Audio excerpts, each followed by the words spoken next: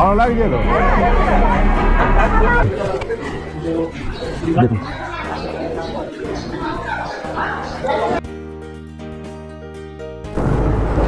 নমস্কার বন্ধুরা, আজকে আমাদের এই 2022-এ সমস্ত ইউটিউবের আমার চ্যানেলের সাবস্ক্রাইবার এবং আর বাকি সবাইকে আমি জানাচ্ছি নতুন বছরের শুভেচ্ছা।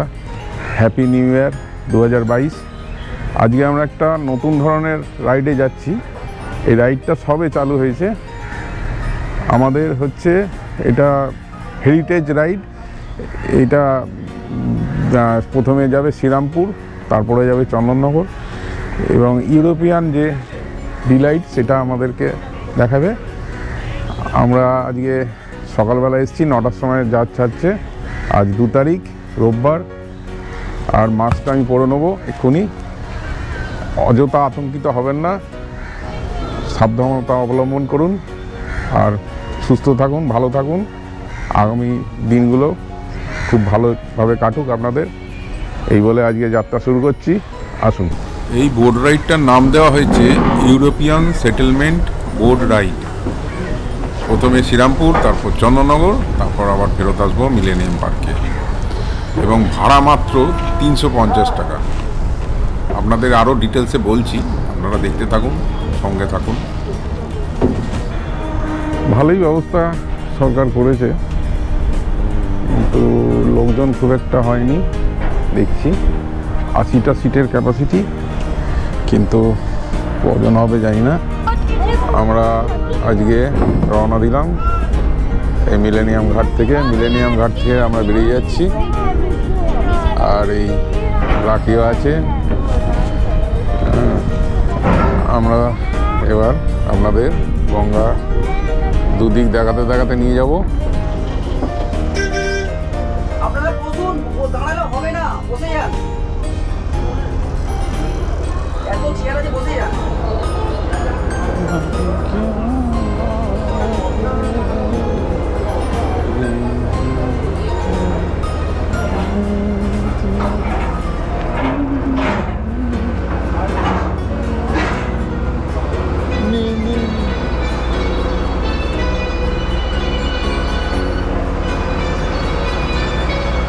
দাদা, কি ব্যবস্থা কি আছে খাবারে?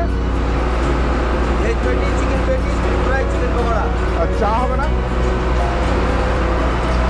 দেখুন, কটা ফিশ ফ্রাই, কটা প্যাটিস আর কটা পাকোড়া নিয়ে এসছে, আর চা। একটা লাইব্রেরি আছে এখানে, এই লাইব্রেরি।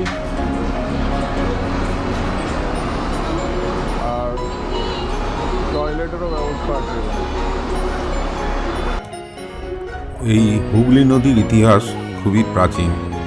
হুগলি নদীর তীরে 17 থেকে 19তম শতাব্দীতে ব্রিটিশ, ফ্রেঞ্চ, পর্তুগিজ, ডাচ এবং ড্যানিশদের ব্যবসা কেন্দ্র গড়ে ওঠে।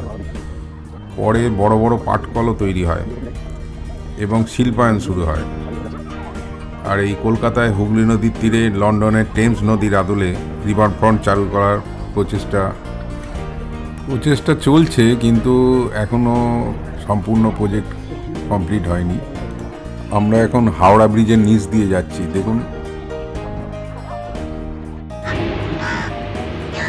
আমরা কলকাতার 2 পাড়ে যে ঘাটগুলো আছে সেই ঘাটগুলো দেখতে দেখতে যাব। অনেক ঘাট আমরা চিনি না, তবুও গুগল দেখে দেখে চেষ্টা করছি চেনার। এই হচ্ছে কাশীপুর ঘাট।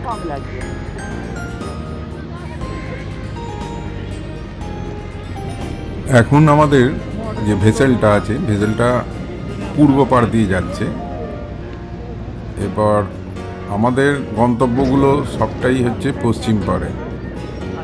প্রথমে যে শ্রীরামপুর যাব সেটা পশ্চিম পাড়ে, চন্দননগরও তাই। আর কিছুটা রাস্তা এরা পূর্ব পাড় দিয়ে গেছে,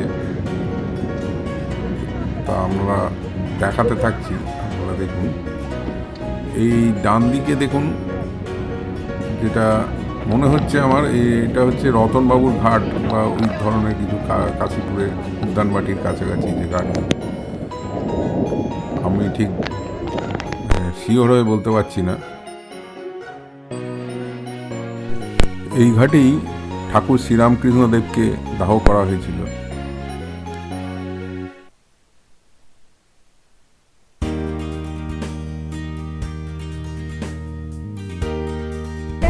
এই আমরা কাশীপুর উদ্যান বাটির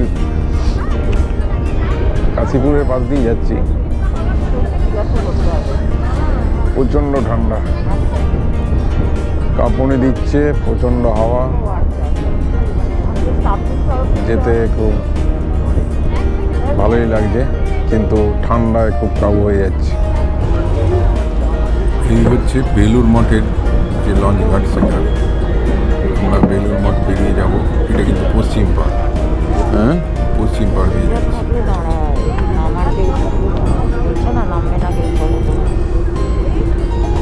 নামতে দেয় এখানে? ধরো এদিকে থাক।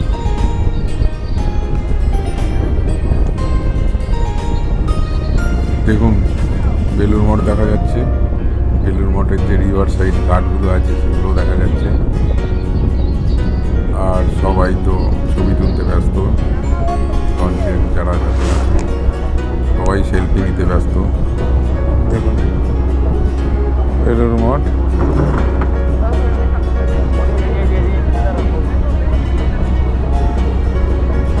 বেলুর মঠের ভিউটা দেখুন, একদম আমরা পাশ দিয়ে যাচ্ছি বেলুর মঠে।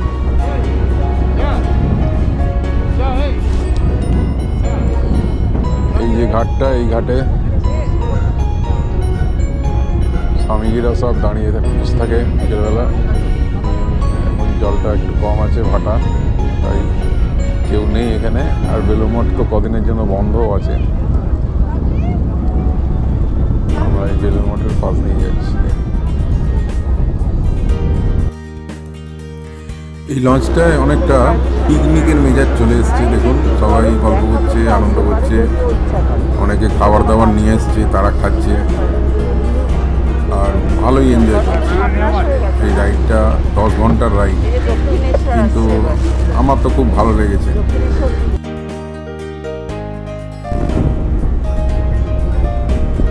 এই দেখুন এই লাল বাবা আশ্রমের পাশে এই মন্দিরটা অনেকটা, নাম কি জায়গাটা?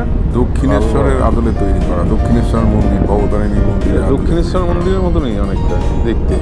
আপনারা কেউ জানলে এই মন্দিরটার নাম কমেন্টে লিখে জানাবেন প্লিজ।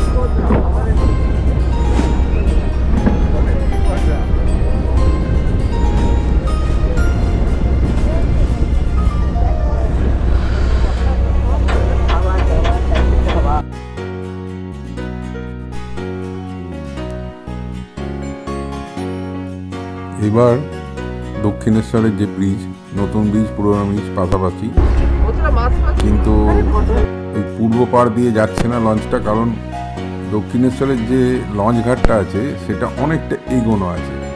তার ফলে ওখান দিয়ে পেরোনো মুশকিল হবে বলে আমাদের জাহাজের ক্যাপ্টেন এই পশ্চিম পাড় দিয়ে নিয়ে গেল দক্ষিণেশ্বর ব্রিজ। তার ফলে দক্ষিণেশ্বরটা অনেক দূরে, ছবি হয়তো ভালো উঠছে না, আর আমার কাছে জুম করার মতন ক্যামেরা নেই, তাই দেখাতে পারলাম না।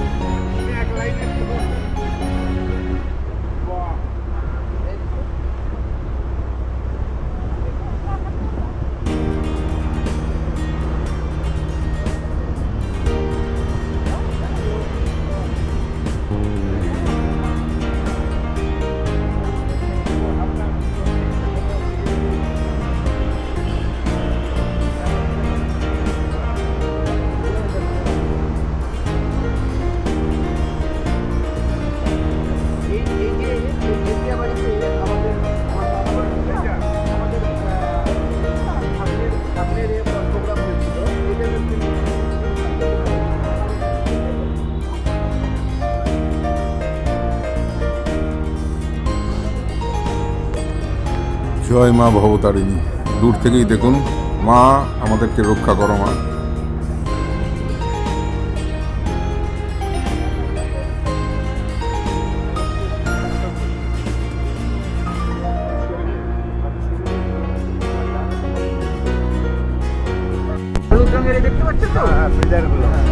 এটা হচ্ছে উত্তরপাড়া জয়কৃষ্ণ পাবলিক লাইব্রেরি। আছে। এগুলো সুন্দর করেছে। এটার নাম কি আছে এটা? Uttarpara Joykrishna public library. ও আচ্ছা আচ্ছা। ন্যাশনাল লাইব্রেরির পরেই রিসার্চে বাংলার প্রচুর পুরনো পুঁথি এখানে সংগ্রহ আছে। ও এবং ঋষি অরবিন্দ থেকে মাইকেল থেকে শুরু করে তাদের ফলক আছে, তারা সব এসছেন এখানে। Historical ব্যাপার।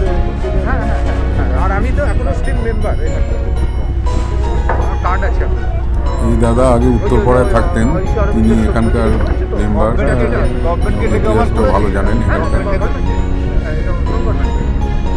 এটা উত্তরপাড়া না?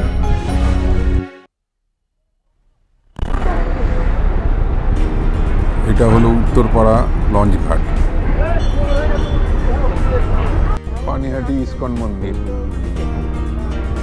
এবার একটু ভেতরটা গিয়ে দেখে আসি কি আছে, কি অবস্থা সবার।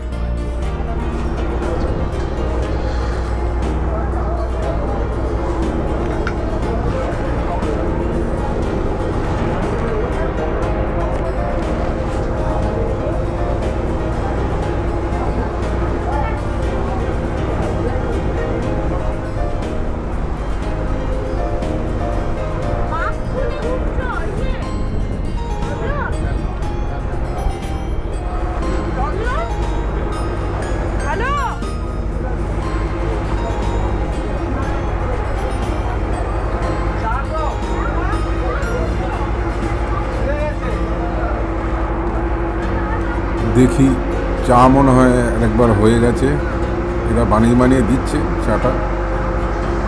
আর একবার চা খাই, ঠান্ডায় বেশ জমে গেছে।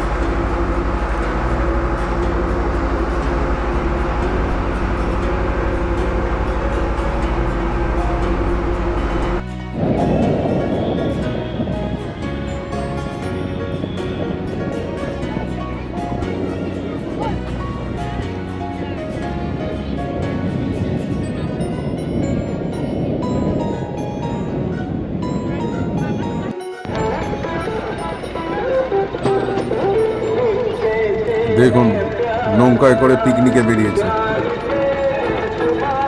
আগে করোনার আগে এরম এই নদীর ওপর প্রচুর পিকনিক হতো, এখন কমে গেছে, একটা দুটো দেখা যাচ্ছে।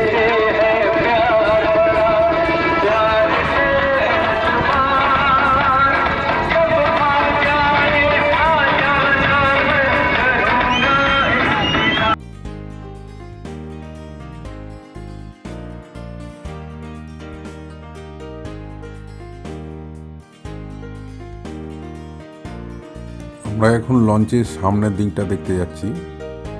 দেখুন খুব সুন্দর লাগবে জায়গাটা,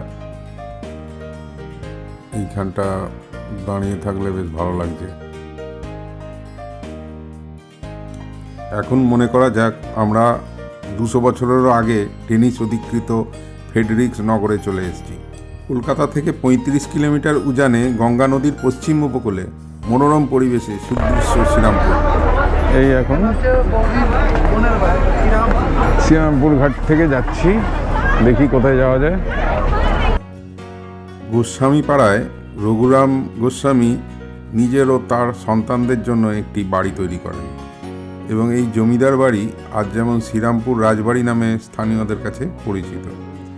একদা 1815 এবং 1820 মধ্যে সময় বা খুব শীঘ্রই শ্রীরামপুরে কলেজ নির্মাণের পর লেখক কানাইলাল গোস্বামী পরিবারের প্রশ্নে নিজে বলেছেন যে এটা রাজবাড়ি বলা হয় যদিও এটি ঠাকুর বাড়ি বা ঠাকুর বাড়ি বললে সঠিক হবে, যেহেতু এটি একটি অংশ সম্পত্তি দেবোত্তর করা হয়েছিল।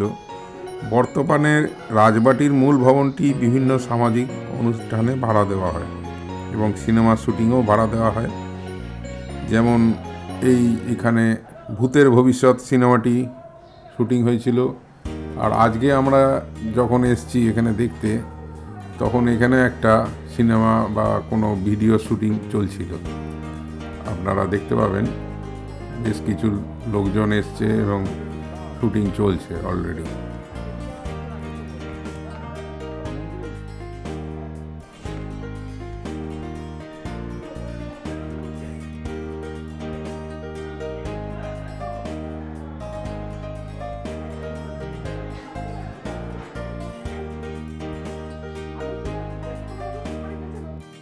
এই যে দেখুন নায়ক নায়িকা দাঁড়িয়ে আছে, শুটিংয়ের প্রস্তুতি চলছে, মনে হয় কোনো গানের বা কোনো সিকোয়েন্সের শুটিং হচ্ছে।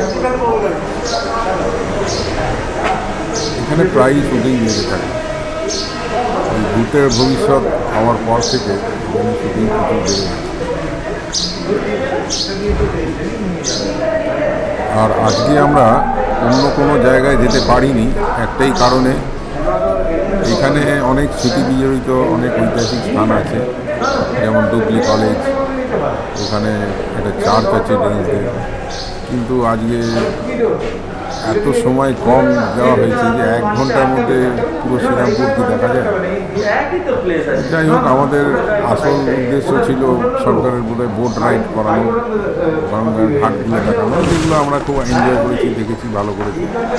কিন্তু এখানে সময় খুব কম দেওয়া হয়েছে, তার ফলে আমরা পুরো শ্রীরামপুর দেখতে পাইনি। এই গঙ্গার ঘাটের কাছে এই রাজবাড়িটাই আছে, তাই কম সময়ের মধ্যে এই রাজবাড়িটাই ঘুরে গেলাম। আমার ইচ্ছা আছে পরবর্তীকালে আবার আসবো এখানে, এসে আপনাদেরকে পুরো শ্রীরামপুরের ইতিহাস সব কিছু দেখাবো। উপর দিয়ে যাওয়া যায় না? না, উপরে যাওয়া যায় এইখানে।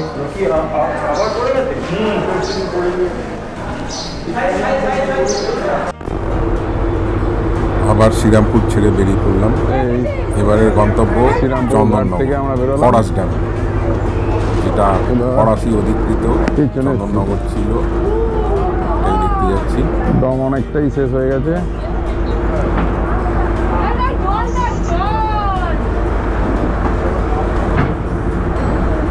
বলছি কেমন লাগছে বোট রাইড? হ্যাঁ, খুব ভালো রাইড। আপনি বাড়ি কোথায় আপনার? যাদবপুরে? আচ্ছা আচ্ছা যাদবপুর ইউনিভার্সিটির সামনে আমার বাড়ি। আচ্ছা আচ্ছা। আপনি কি প্রফেশন? আমি প্রফেশনালি মেরিন ইঞ্জিনিয়ার, আচ্ছা আচ্ছা ইন্ডিয়ান নেভির রিটায়ার্ড ক্যাপ্টেন, আচ্ছা ক্যাপ্টেন কমল দত্ত আমার নাম। আচ্ছা। তো আমরা তো ওয়ারশিপ নিয়ে হোল ওয়ার্ল্ডে সেই বোট রাইডটা আপনার ভালো লেগেছে তো? খুব ভালো লাগে। গভর্নমেন্টের প্রয়াসটা ভালো, হ্যাঁ, তবে পপুলার করতে গেলে আরও ইনফ্রাস্ট্রাকচারটা ভালো করতে হবে। একটু এখানে খাবারের ব্যবস্থা করলে মনে হয় ভালো হতো। লাঞ্চটা করতে পারলে অনেক রিলিফ হয়। হ্যাঁ।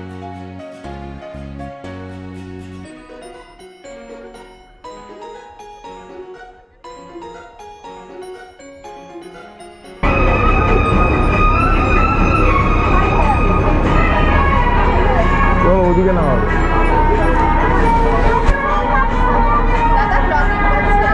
হ্যাঁ হ্যাঁ, আমার হচ্ছে ট্রাভেল উইথ সুদীপ। আচ্ছা, আমি সার্চ করব। হ্যাঁ হ্যাঁ, করবেন, ভালো লাগছে তো।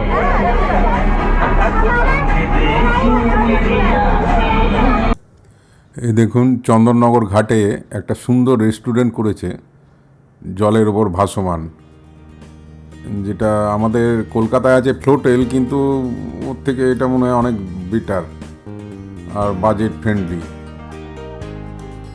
এক সময় এই চন্দননগর ছিল ফরাসি উপনিবেশ। ইংরেজ শাসিত কলকাতার সঙ্গে পাল্লা দিয়েছে ফরাসি শাসিত চন্দননগর। কলকাতার মতো চন্দননগরেও আছে স্ট্যান্ড, বড়বাজার, বাগবাজার, বউবাজার।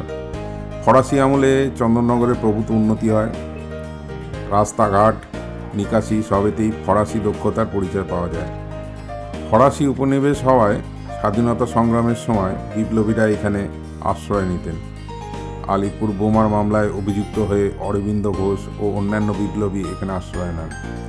চট্টগ্রাম অস্ত্রাগার লুণ্ঠনের কর্মীরা বিপ্লবী গণেশ ঘোষ, অনন্ত সিংহ, শহীদ জীবন ঘোষালরাও এখানে আত্মগোপন করেছিলেন এক সময়।